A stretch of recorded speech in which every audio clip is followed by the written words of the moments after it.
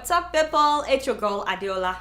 So this week, I'm telling you, I was so ashamed. I've never been this ashamed in my life. I could not believe what my eyes were seeing. When Boko Haram released a new video, you know that they've declared their own Islamic Caliphate in Goza, that is in Borno State, by the way. They said they are no longer part of Nigeria. Hey, I sat down to watch the video. My people, I could not believe how confident, in fact, how overconfident and how relaxed these criminals were, matching as if they own Nigeria. I hate lockdown. Not only are they using the latest weapons and vehicles, but they have time to be filming while they were shooting at civilians and soldiers.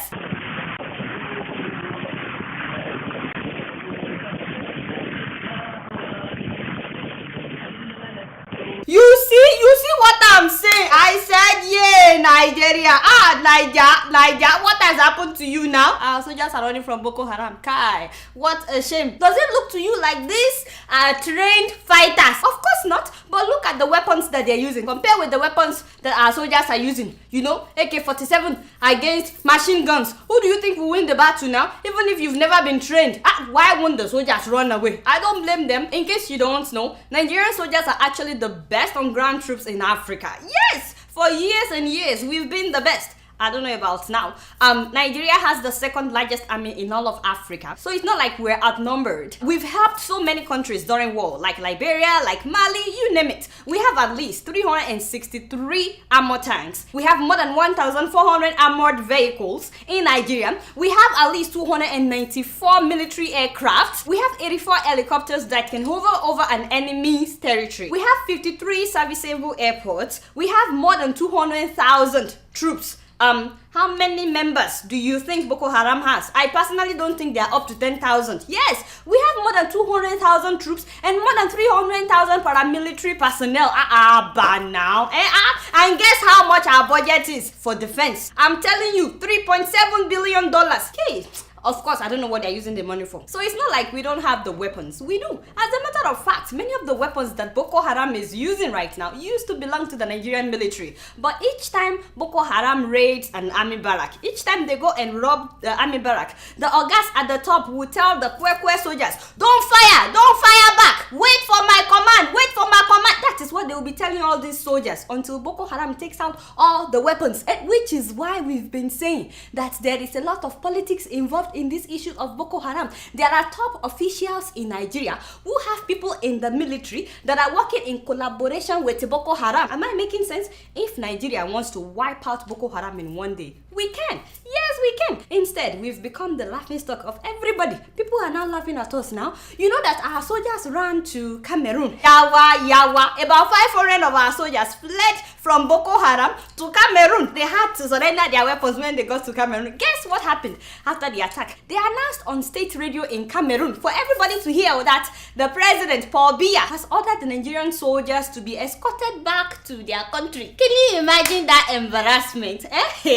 Cameroon is now the one protecting Nigerian soldiers, escorting us like little kids back to our own country. Nigeria. And what is our president doing about all this? Oh, by the way, would you believe that when Boko Haram released that video, the president's media guru, that is Mr. Reno Omokri, went on Twitter and said, Boko Haram wants media attention. That is why they release boasting videos. If the media ignores them, their morale will fall. Seriously, with due respect, this sounds dumb. So we should ignore this and their morale will drop. Who cares about Boko Haram's morals? Like, should we ignore all the people that they are killing? Has he seen this video? So these are the people that are advising Mr. President. Kai, we are in trouble. And then listen to what the defense spokesperson, that is Chris Olukolade, listen to what he said after Boko Haram released the video. Any group of terrorists laying claim to any portion of the country will not be allowed to get away with that expression of delusion and crime. I don't fit laugh. Delusion? Is that what you call this? These people went into Gaza. They sprayed the town with automatic gunfire. They burnt down houses. They got rid of the emir, and you call that delusion? Hey. Oh, by the way, did he actually say that they will not be allowed to get away? Oh, please, spare me. Spare me now. Why do we like to deceive ourselves? Nigerian government reject Boko Haram's claims. What does that mean? Like Boko Haram cares about what the Nigerian government reject or Okay, so I don't know those that are working for Boko Haram in the Nigerian military. And I don't know their godfathers in top positions in the Nigerian government, or maybe people that were in government in the past and now they are no more in government. I don't know who their godfathers are. But what I know is that if this man wants to end the menace today, as the Commander-in-Chief of the Armed Forces, as the President of the Federal Republic of Nigeria, he can do it. All he has to do is take care of those godfathers, because he knows some of them. Remember, he said Boko Haram is part of his government, so he knows at least some of them. Take care of the godfathers and corrupt military leaders. If he cannot find people to do it in Nigeria, he would find people from abroad. So long as the job is done, find mercenaries and then send out our soldiers with adequate weapons. And in one day, Boko Haram would be defeated. In one day. Chibago, how are you? Thank all of them for me that Nigerians are proud of them, and we are very proud of them. They are doing us proud. We are quite happy here back home. Oh boy, no. You this boy, I'm actually not in mood for a joke right now. This is a serious issue. What is wrong with you? And how many times do I have to say that this man needs to stop traveling every weekend? And today Germany, tomorrow Mexico. Why now? Stop traveling every weekend. Sit down at home and take care of things. You are very ready for tomorrow. You know I'm warning you. You this boy, you know I'm warning you. What is your problem? Now only you are come. Every day I have to run after you. What is your problem? I'm keeping it real.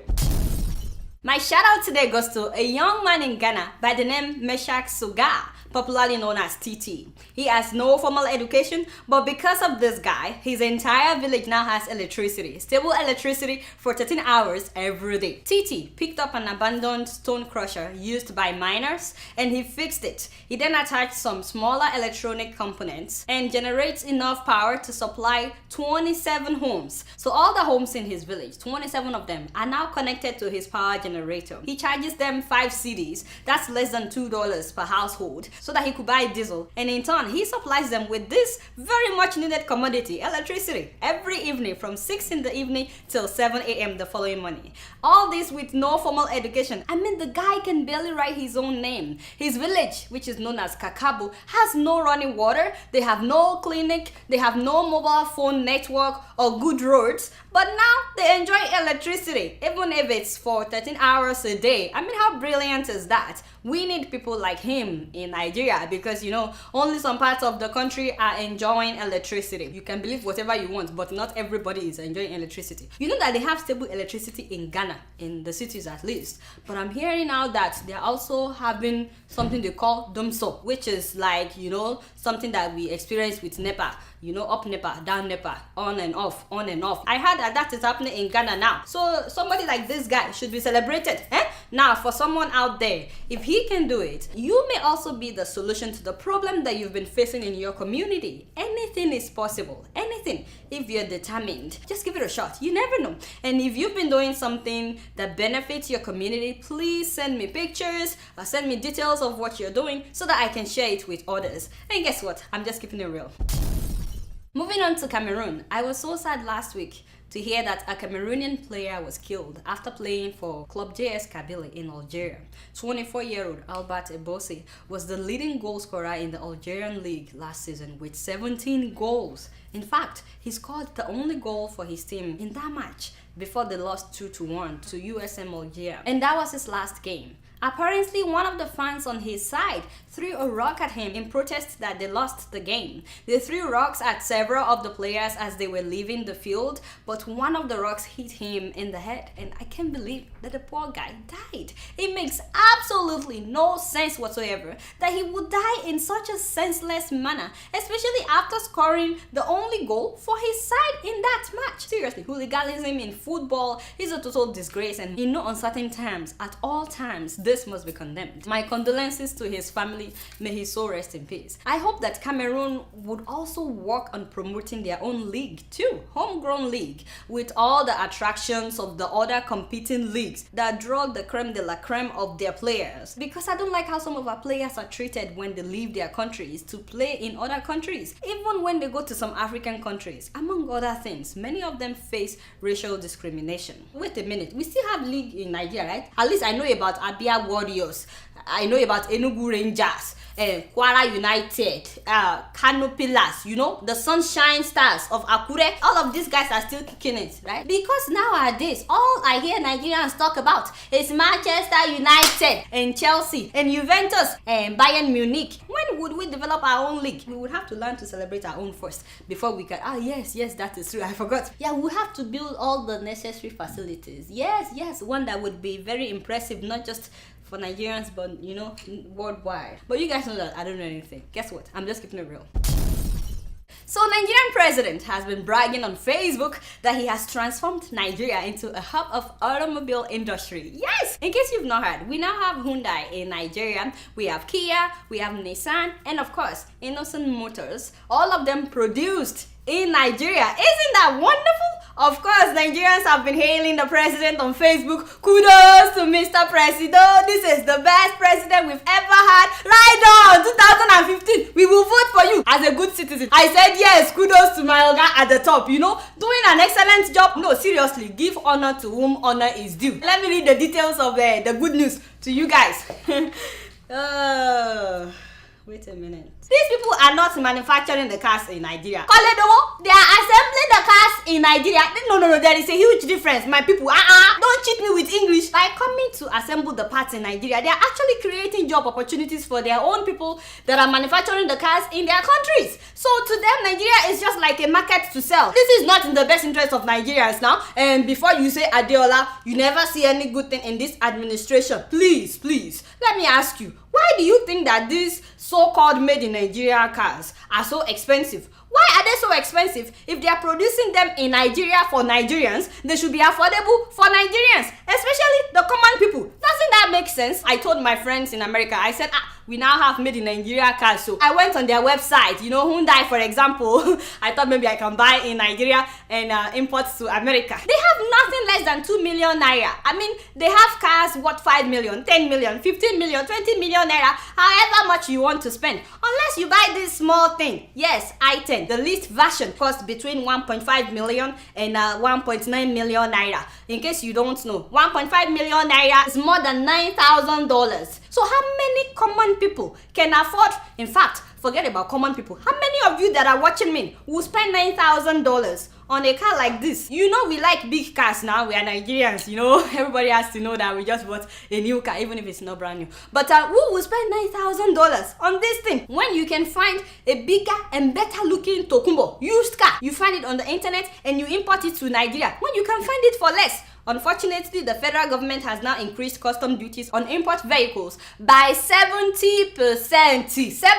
70%! Which means that they just blocked common people from accessing affordable cars. Not to talk about many people who have just lost their jobs. I'm talking about people that are selling Tokumbo cars. And if you want to be paying every month for brand new made in Nigeria cars, of course you can do that, except the least you will pay is 57,000 naira every month for the next 4 years. 57,000 naira every month when the monthly minimum wage is 18,000 naira. This is what I'm thinking. If you are not rich in Nigeria, you cannot afford these so-called made in Nigeria cars. Of course, those who have embezzled our money, people like this, our government officials, they have no problem with this made in Nigeria cars. I'm talking on behalf of the common people. If truly this government is trying to encourage locally made cars, as they've been telling us, if they're trying to create job in the automobile industry, let them tell these foreign companies, if you want to be making your cars in Nigeria, make the whole thing in Nigeria, including the engine. You know, I'm very proud of Innocent Cars. That's the one owned by a Nigerian. And they're doing an amazing job making very beautiful cars, SUVs and buses. You need to check out their video. It's on YouTube, Innocent Cars. They are doing a wonderful job. I'm sorry to burst your bubbles, but as much as I'm very proud of them, they also don't manufacture the parts. Do you just assemble these vehicles or you manufacture the spare parts yourself? Or is it just assembling plants? Yes, we say that we manufacture. We are vehicle manufacturing. We buy components from anywhere we see the quality we need. and then we order the component from that side. Any item, we don't buy the whole thing from one place. We buy from different companies. That's why we say we are manufacturing. That's the owner of Innocent Motor, by the way. The fact that you don't buy everything in one place, you still buy them. It doesn't mean you make them. I'm not trying to discredit him at all. I'm very proud of what they're doing. But I'm trying to say that you cannot manufacture anything if you don't produce steel. Nigeria right now doesn't produce steel, but we have everything we need to produce steel. In fact, we've invested more than $7 billion in the construction of Ajaokuta Steel Company. It's the largest integrated steel company in all of West Africa. It was commissioned in 1979. Even though it's 95% completed, it has never worked. So it was abandoned years and years ago. If Ajaokuta is revived today, do you know how many Nigerians will have jobs?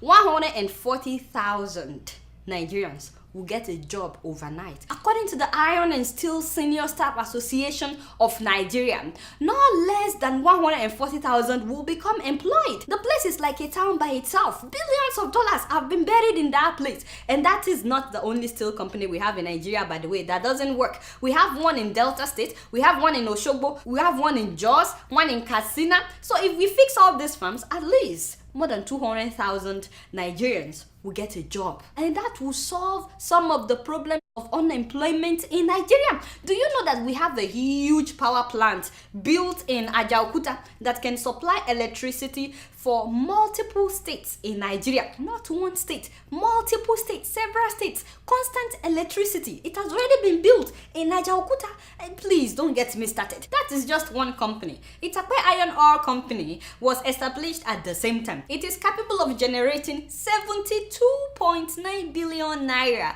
annually as revenue for Nigeria, and that also has the capacity of employing thousands of graduates that have not been employed for years. They actually built a railway from Metakwe in Kogi State to Ajaokuta in Warri in order to transport these things. Yet they've abandoned these projects for years. If we revive them, not only would they produce jobs for our graduates, but the cars that would be produced in Nigeria would be affordable for Nigerians, because we won't have to import anything to come and assemble it in Nigeria. Instead, we are celebrating that foreigners are coming to market their cars in Nigeria to make huge money in Nigeria. You know, I saw what the special advisor to Mr. President wrote on Twitter, Dr. Ruben Abati. He tweeted that made in Nigeria cars, Nissan, affordable, ready to use and export. I said, correction, my Oga. How do you export what you did not make? How do you export what you did not manufacture? In case you're wondering why I'm not impressed by all this, it's because Nigeria used to be better than this. If you're a young person like I am, please ask your parents tonight. Ask them what it was like when they were growing up. Because, you know, we have a new generation of Nigerians now who have no idea how things used to be. So they are easily impressed with bogus projects like this. There was a time that Naira,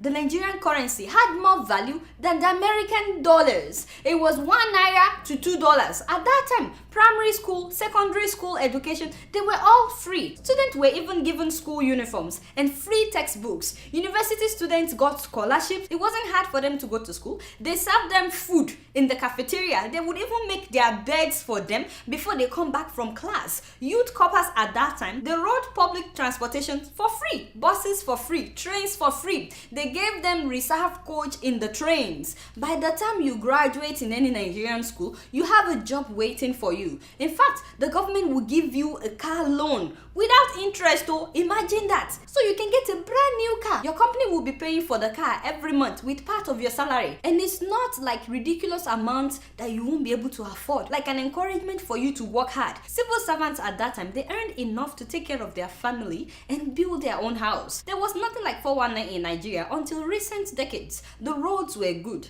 Nigeria was on the path of becoming a great nation. People actually respected Nigerians all over the world. In case you've not seen this video, this is Nigerian Prime Minister visiting the US. July 25th, 1961. America is waiting for the arrival in Washington of the Prime Minister of the Federation of Nigeria, Alhaji Sir Abubakar Tafawa Balewa. A special meaning of liberty, of freedom from outside control, and we are determined that the flame of freedom once alight shall not go out again in our continent. You see what I mean? What happened between then and now? Indians were coming to Nigeria to work and make money and send it back home because our currency was so strong. South Korea was borrowing money from Nigeria. You know, the same way that we are now borrowing money from China. People used to borrow money from Nigeria then. And please don't say that it's only because of military intervention that is why we are where we are. No, that's part of it. But even that is not an excuse. There are many countries today that were developed by military dictators. Japan used to be worse than Nigeria. But when this man took over power, even though he was a dictator, do you know that he transformed Japan to become one of the strongest countries on earth? In fact, they went to war with the US. This was not a democratic government. They used to be very poor in Singapore. It was also transformed by a dictator. I saw some before and after pictures of Singapore recently. This was their national stadium in 1973. Take a look at how the thing looks like right now. This is how their bus stations looked then, you know? And these are some of their buses in 1985. Today, this is how their public buses look like in Singapore. It's not like we don't have nice places in Nigeria too. We do. But I'm saying that the level where we are right now is not where we should be, and we need to stop celebrating mediocre projects. You know that South Korea used to borrow money from Nigeria. Guess who turned things around for them? Another dictator. Now they are the manufacturers of Kia. They manufacture Kia car from scratch. They also manufacture Hyundai, Samsung phones, Samsung tablets. What do we have to show that we've made in Nigeria? I'm not advocating for dictatorship. No, not at all. I'm saying that we need to stop making the excuse that Nigeria is not progressing because there was a time that we had military dictators in power. At least we've had democracy now for 15 years. If you will do something tangible for your people, 4 years is more than enough to prove yourself. They can revive so many things, change so many things. Within 6 months, a good ruler will turn things around in Nigeria. So you can see why I'm not impressed by the president's Facebook status. Let him take care of the basic things first. How can you be producing cars with generator? You buy a brand new car, after like 6 months, you cannot differentiate between the brand new one and the Tokumbo. Why now? So fix the roads on which people would drive these cars and then revive our steel and iron ore companies. But you guys know that I don't know anything. Guess what? I'm just keeping it real. Alright y'all, it's been real and I'm keeping it real right up in here. Until next week, I'm gonna see y'all later. Peace out.